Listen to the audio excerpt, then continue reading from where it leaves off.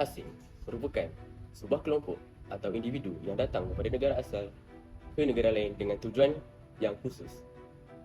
Pendatang asing boleh dikategorikan kepada dua kelompok, iaitu pendatang asing yang sah dan pendatang asing tanpa izin.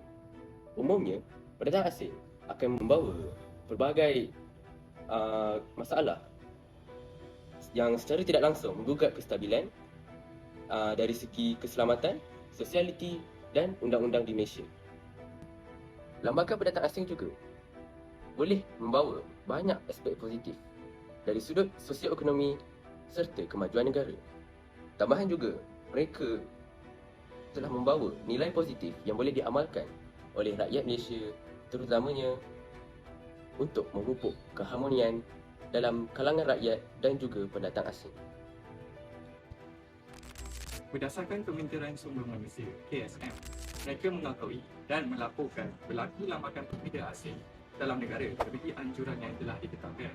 Sebanyak 2.4 juta dianggarkan, tetapi setakat dalam melebihi 2.7 juta pekerja asing yang berada di Malaysia dalam keadaan fizikal.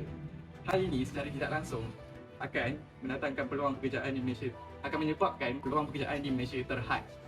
Buruh asing telah mengambil peluang pekerjaan yang sepatutnya warga tempatan lakukan. Seterusnya, kesulitan kerajaan membantras kemasukan parti di Malaysia. Pihak polis, tentera dan jabatan imigresen terpaksa bekerja keras untuk membekas mereka. Mereka ditahan dan ditempatkan di kem tahanan sementara. Keselamatan sosial juga terancam akibat daripada pendatang ini.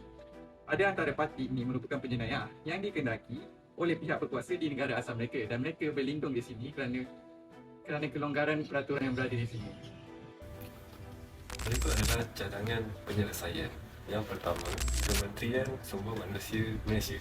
Kementerian Sumber Manusia Malaysia haruslah menguasakan pemantauan dan hukuman terhadap majikan yang menggunakan pekerja tanpa dokumen yang sah. Yang kedua, interogasi teknologi, memanfaatkan teknologi terkini untuk pengawasan sepadan, sebagai contoh menggunakan drone dan sistem mengenal pasti biometrik. Yang ketiga, reformasi undang-undang. Reformasi undang-undang perlu semah dan kemaskini undang-undang imigresen untuk menghalang kemasukan tanpa izin. Pelaksanaan hukum yang berat kepada mereka yang terlibat dengan aktiviti perdagangan manusia.